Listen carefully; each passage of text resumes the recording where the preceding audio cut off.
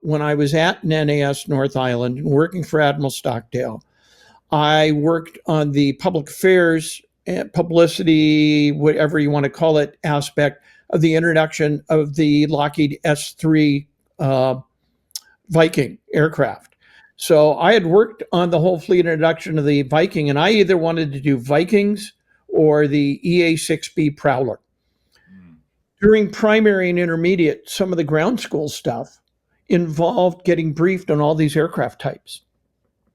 And parenthetically, we got some briefs on, oh yeah, this is the A3 Skywarrior. It's only now does a little bit of stuff in the reserves. Don't worry about that. And it does some reconnaissance, but they're all going away, so don't worry about it. You'll never get orders to Wales.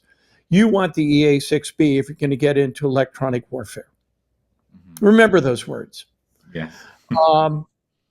Went off to advanced jet navigation, and 50 weeks after I started my pre-flight training at Pensacola, I stood in the then atrium ahead of the, I forget which Apollo capsule it was, and received my wings as a naval flight officer, having been told that morning that I was going to EA-6Bs at Whidbey Island, and on the following Monday, I would start a 18-week course in electronic warfare there in Pensacola at another base.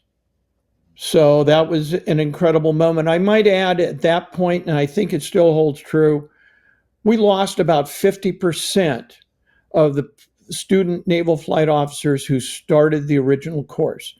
The course attrition was around 50%, and I believe it's still around that number. This is not an easy course. And that was one of those moments you go, wow, I kind of put my mind to something and I achieved it. Wow, that's cool. Following Monday, I started EW school.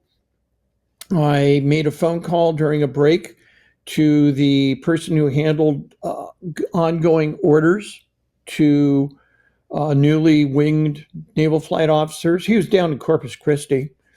And knowing that I was going to EA-6Bs, knowing they were at Whidbey Island, Washington, I innocently asked him, well, sir, when can I expect to get orders to the RAG at Whidbey, out there on the West Coast? And he very charmingly surprised, oh, son, you're mistaken. You are going to the West Coast of Spain. You're going to VQ2 in Rota, Spain.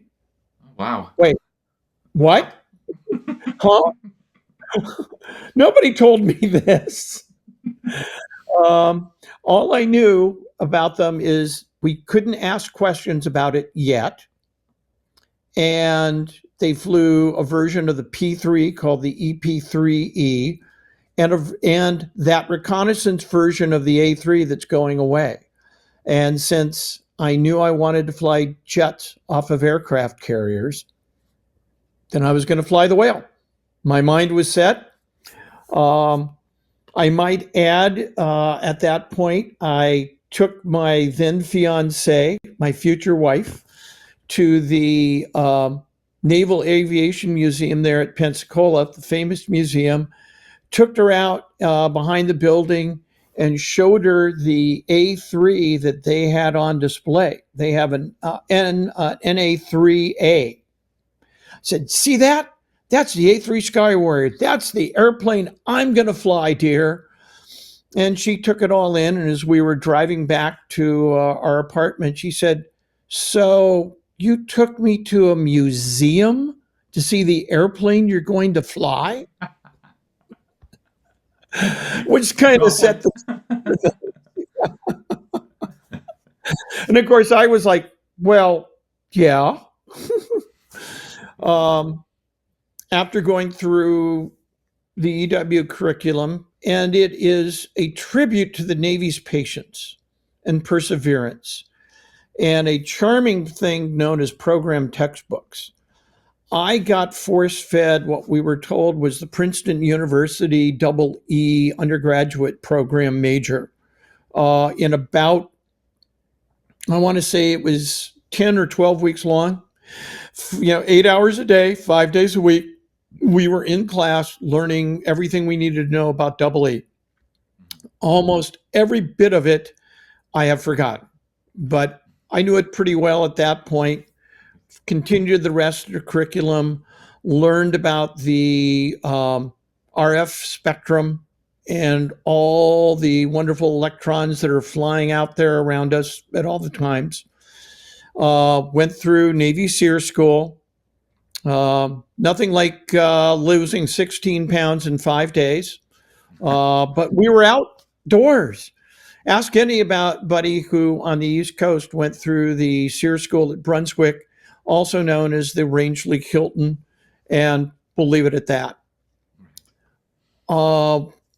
My new wife and I went off to Rota, Spain, and there my education began.